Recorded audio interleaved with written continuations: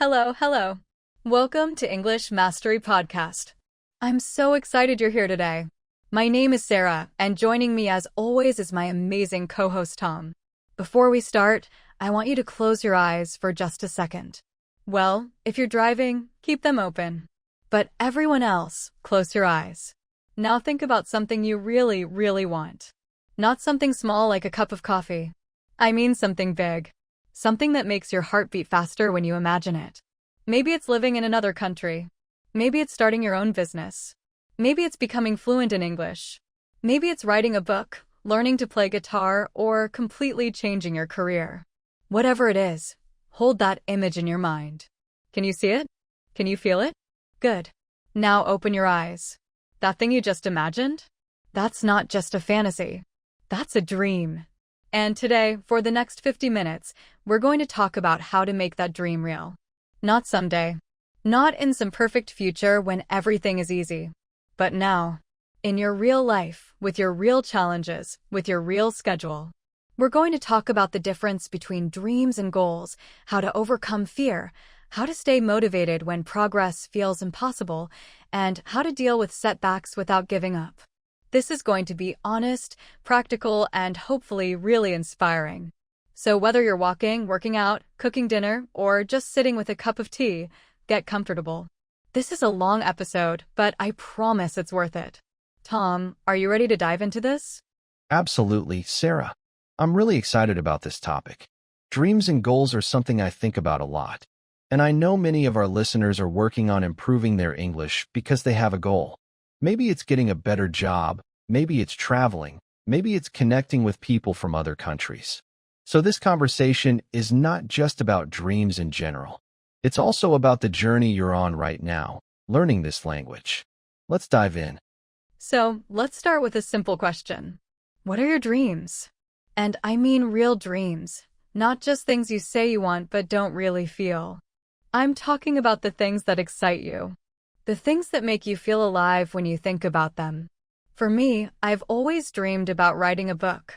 Not for fame or money, but because I have stories inside me that I want to share. I also dream about traveling to Japan. I've been fascinated by Japanese culture since I was a teenager. The temples, the food, the language, the way people live. I imagine myself walking through Kyoto, visiting old shrines, eating ramen in a small restaurant.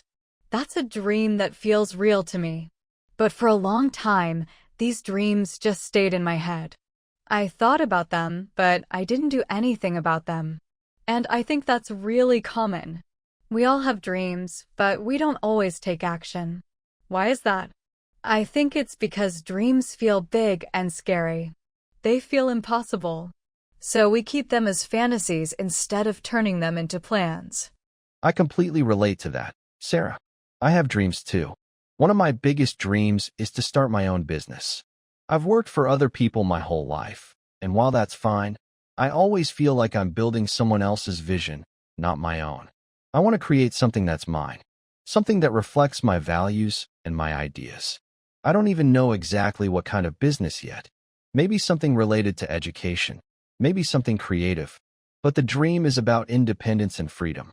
Another dream I have is simpler, but just as important. I want to be fluent in Spanish. I've been learning it on and off for years, but I'm still not where I want to be. I dream about having conversations with native speakers without hesitation, without fear. I dream about traveling through South America and really connecting with people, not just as a tourist, but as someone who understands the language and culture. But you're right, dreams often stay as dreams. We talk about them, we think about them, but we don't commit. And I think the reason is that commitment means responsibility. If you commit to a dream, you have to actually work for it. And that's uncomfortable. Exactly. Commitment is scary because it means you might fail. If you never really try, you can always tell yourself that you could have done it if you wanted to. But if you try and fail, then you have to face reality. And that's hard. But here's the thing I've learned. Not trying is actually more painful in the long run. When you're 20 or 30, it's easy to say, I'll do it someday. But when you're 50 or 60 and you realize you never even tried, that regret is much worse than failure. So the first step in achieving your dreams is admitting that you actually want them. Not just casually, but deeply. Write them down. Say them out loud. Make them real. Because once they're real, you can start working on them. Okay, so we've talked about dreams. But there's an important distinction we need to make. Dreams and goals are not the same thing. A dream is something you want. A goal is something you plan to achieve. Let me give you an example. Saying I want to be rich is a dream. Saying I will save $500 every month for the next 2 years is a goal. See the difference? The dream is vague and emotional. The goal is specific and actionable. Both are important, but if you only have dreams and no goals, nothing will happen. You need to translate your dreams into concrete steps. So when I say I want to start a business, that's a dream. But when I say I will spend 1 hour every Saturday researching business ideas, and I will create a business plan by June, that's a goal. It's something I can actually do. And that makes all the difference. I love that distinction, Tom. Dreams give you direction and inspiration. Goals give you action and progress. I think a lot of people get stuck because they have big dreams but no clear goals. They say things like, I want to travel the world, but they don't save money. They don't research destinations. They don't take any actual steps. And then they feel frustrated because their dream never happens. But it's not the dream's fault. It's the lack of goals. So if your dream is to travel the world, your goals might be save $200 per month, research 3 potential destinations, apply for a passport, learn basic phrases in another language. These are things you can actually do. And every time you complete a goal, you get a little bit closer to your dream. That's how progress works. Small steps, repeated consistently, lead to big results. It sounds simple, but most people don't do it. They want the result without the process. But the process is everything. Absolutely. And I want to add something important here. Goals need to be realistic. I'm not saying you should lower your dreams or think small. I'm saying your goals should match your current situation. If you're working full-time and have a family, your goal probably can't be to study English for 5 hours every day. That's not realistic. But 30 minutes a day, that's realistic. And 30 minutes a day, done consistently for a year, will transform your English. The problem is that people set unrealistic goals, fail to keep them, and then feel like failures. But they're not failures. They just set the wrong goals. So be honest with yourself. Look at your life. How much time do you actually have? How much energy? How much money? And then create goals that fit your reality. You can always adjust later, but start with something you can actually do. That's such good advice, Tom. I've made this mistake so many times. I get excited about a dream, and I create this huge, ambitious goal. Like, I'm going to write for 2 hours every single day. And then life happens. I get tired, I get busy, I miss a day. Then I miss another day. And then I feel guilty and give up completely. But if I had just said, I'm going to write for 15 minutes 3 times a week, I probably would have stuck with it. And over time, that would have added up to a lot of writing. So my advice is, start smaller than you think you need to. Because building the habit is more important than the amount. Once the habit is there, you can always increase it. But if you burn out in the first week, you're back to 0. Let's talk about something difficult. Fear. Because even when you have clear goals, fear can stop you. Fear of failure. Fear of judgment. Fear of wasting time. Fear of not being good enough. These fears are so powerful, and they're the reason most people never even start. I know this personally because I've let fear stop me many times. When I think about writing a book, I immediately hear a voice in my head saying, "Who do you think you are? Nobody wants to read your stories. You're not a real writer." And that voice is so convincing. It feels like truth. But it's not truth. It's just fear. And the thing about fear is that it's trying to protect you. Your brain wants to keep you safe, and taking risks doesn't feel safe. So it creates these scary thoughts to stop you from doing anything uncomfortable. But here's the reality. If you want to grow, you have to be uncomfortable. Comfort and growth cannot exist in the same place. That's so true, Sarah. Fear is probably the biggest obstacle between people and their dreams. And the tricky thing about fear is that it's often disguised as logic. Your brain will give you very reasonable-sounding excuses, like, now is not the right time, or, I need to learn more before I start, or, what if I fail and everyone laughs at me? These thoughts sound logical, but they're really just fear wearing a mask. I've experienced this with my dream of starting a business. Every time I think about actually doing it, I come up with reasons why I shouldn't. I don't have enough money. I don't have enough experience. The market is too competitive.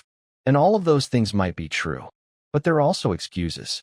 Because plenty of people have started businesses with no money, no experience, and in competitive markets.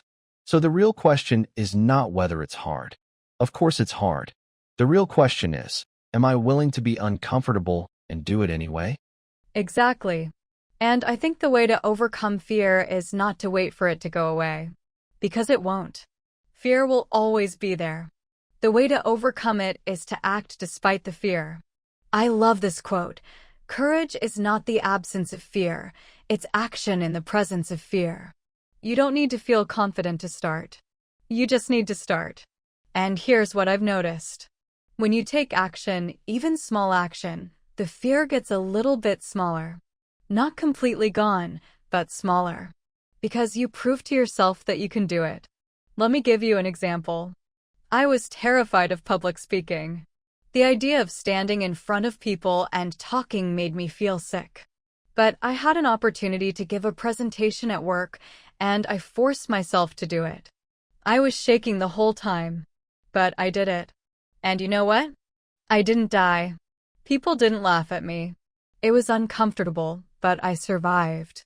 And the next time I had to speak, I was still nervous, but a little less. And the time after that, even less. Now I'm not saying I love public speaking, but I can do it.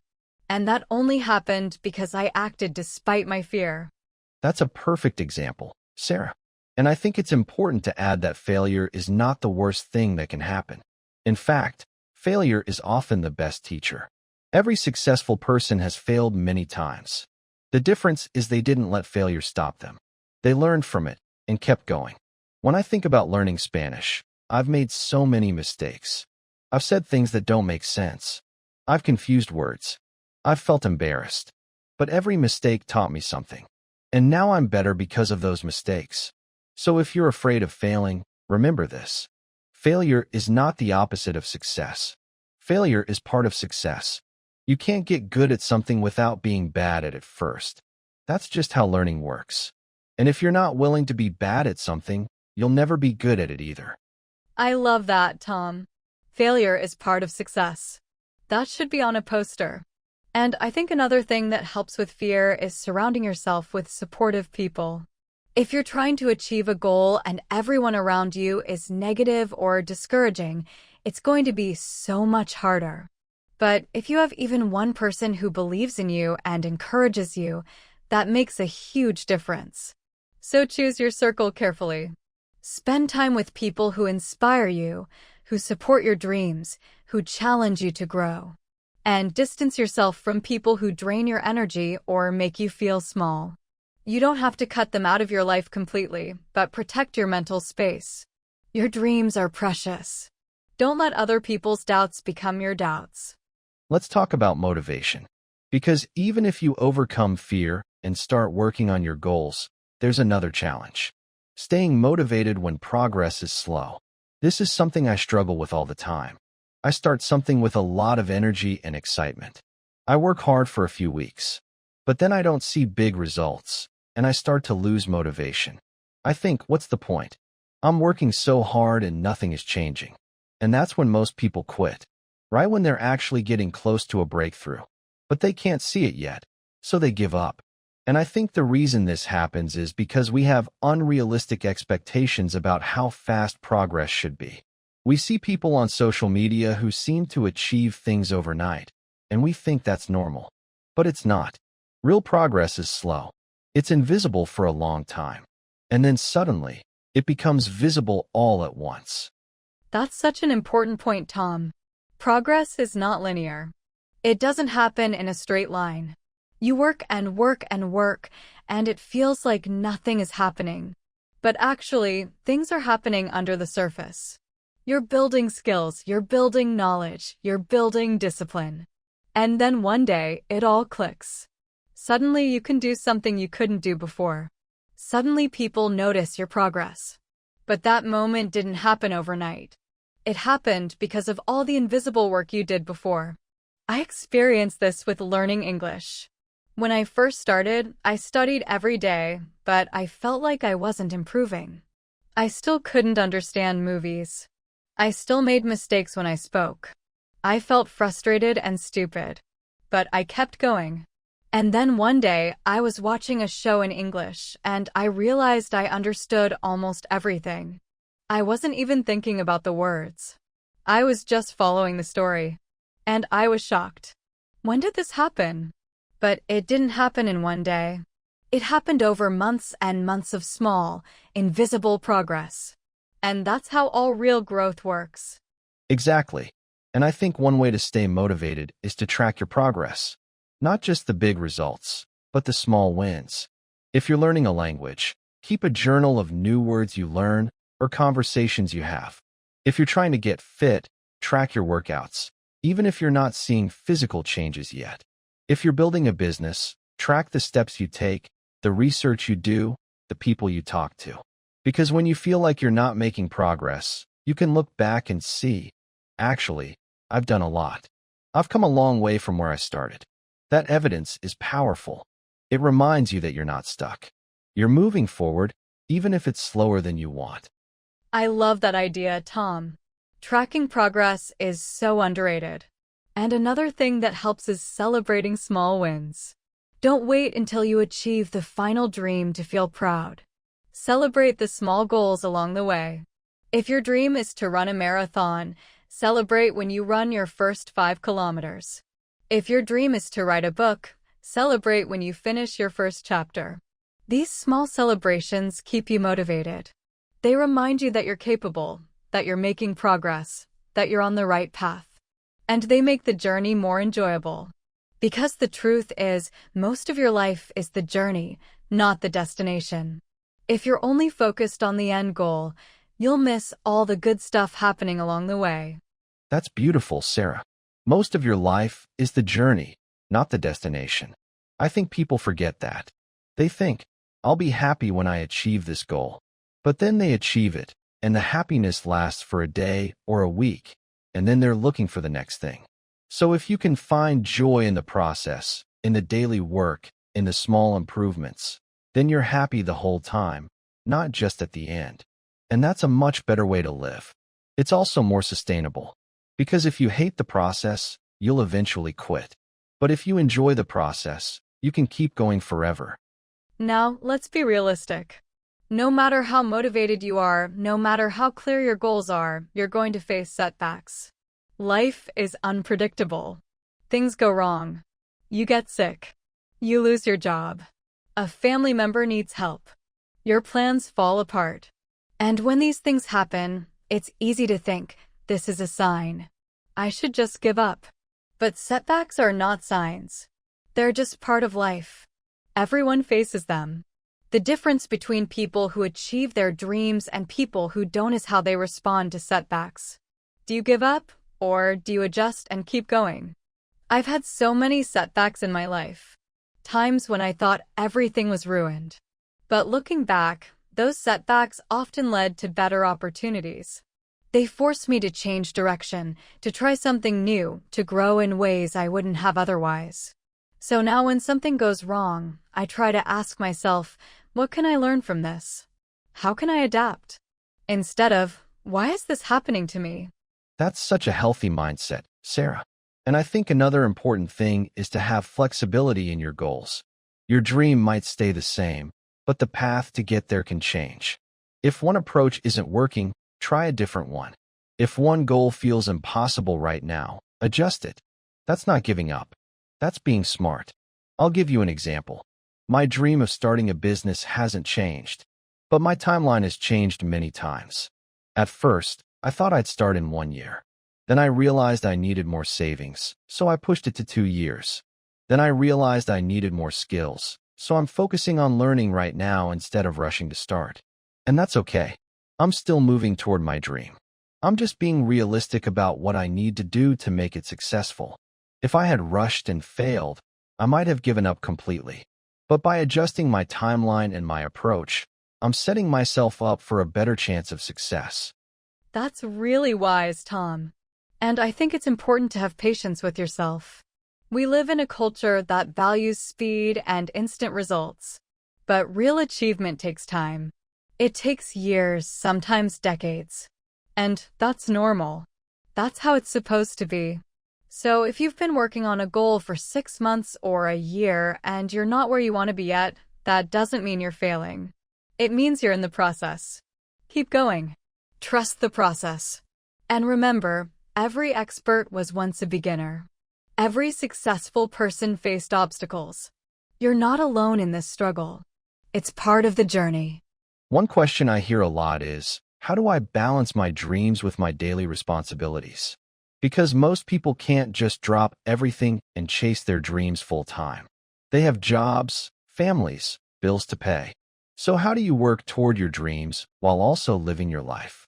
I think the answer is integration. You have to find ways to integrate your goals into your daily routine. It doesn't have to be huge chunks of time.